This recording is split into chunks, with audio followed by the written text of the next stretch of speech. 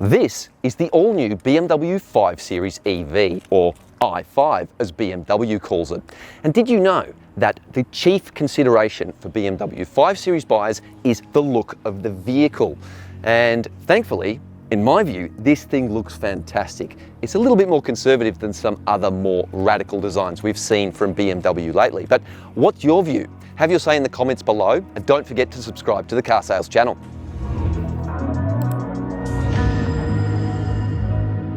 There'll be 3 models coming to Australia in 2023, 1 petrol and 2 EVs, all codenamed G60. The EV offering starts at just over 150 grand and tops out with the rip-snorting, go-fast, dual-motor i5 M60, which costs a whopping $100,000 more than the petrol model. I've got the keys to the more affordable 5 Series right here, which is going to be the last vehicle, combustion, electric or otherwise, to be based on BMW's cluster architecture or CLAR platform. You might say it's a last hurrah for the CLAR before all new platforms are adopted, seen in the upcoming Neue Klasse, which will arrive in around 2025. But do conservative BMW buyers want a silent but violent business class sedan? Well, look, it's certainly got appeal. The other model that's coming to Australia at the same time, the M60, has dual motors and accelerates from 0 to 100 in 3.8 seconds. That is faster than a twin-turbo V8-powered BMW X5M. BMW reckons the single-motor rear-drive i5 can travel almost 600 kilometres from a single charge of its 81 kilowatt-hour lithium-ion battery. That's pretty good. The M60 model with the dual motors drops to around 500 kilometres, and that's with the same battery. It'll take around 30 minutes to charge this vehicle from 10 to 80%, and that's using an ultra-fast charger, and its maximum charging bandwidth is 205 kilowatts. That's pretty fast, but not class-leading.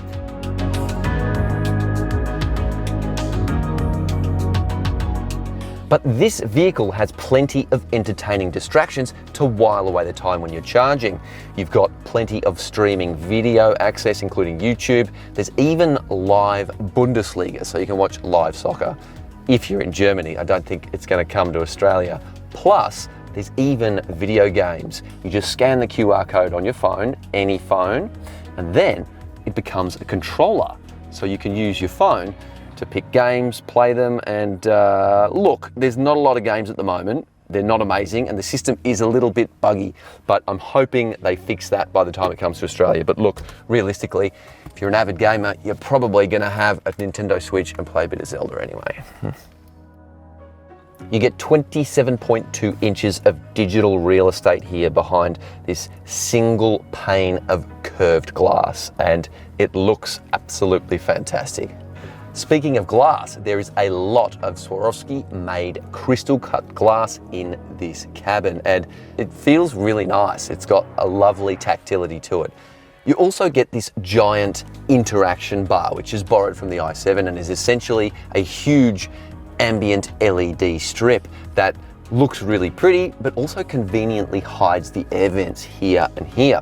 You actually control the air vents via these little controls down here, but this whole section really gives the car a cool, futuristic Blade Runner-like feel. But now, the moment of truth. How does this big Bavarian move? Cue the driving music.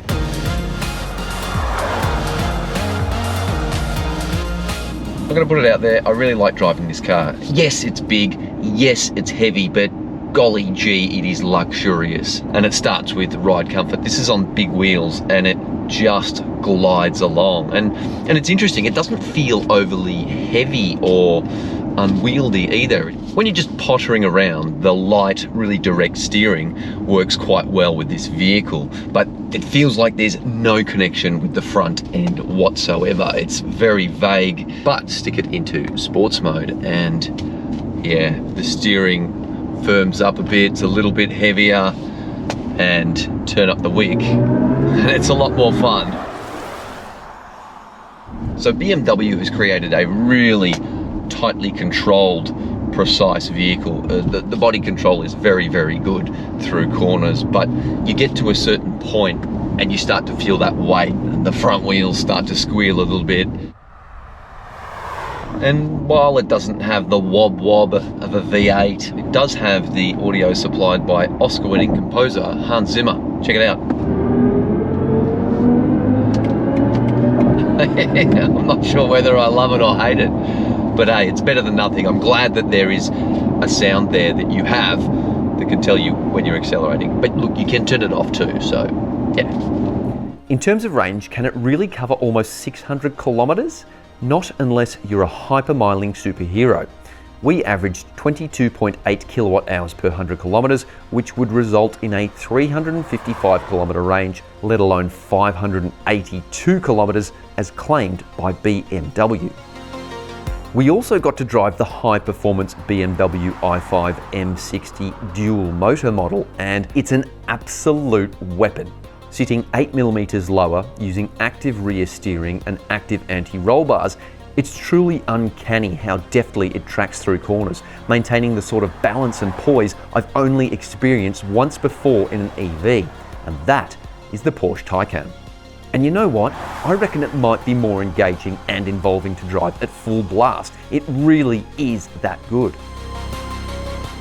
I reckon this is one of the best 5 Series in the vehicle's 50-year history, and for an EV, it's surprisingly engaging to drive, and I just love how comfortable it is as well. Beautifully executed and engineered, heaps of intuitive technology, but I do have one concern: the price. It's $20,000 more than the equivalent Mercedes-Benz EQE, so it's going to be very interesting when we put this up against the Mercedes very, very soon. Anyway, stay tuned for more in-depth reviews when we get this car to Australia. What do you think? Does price matter at this level? Will BMW beat Benz or the other way around? Have your say. Thanks for watching, and don't forget to subscribe, and until next time, stay beautiful.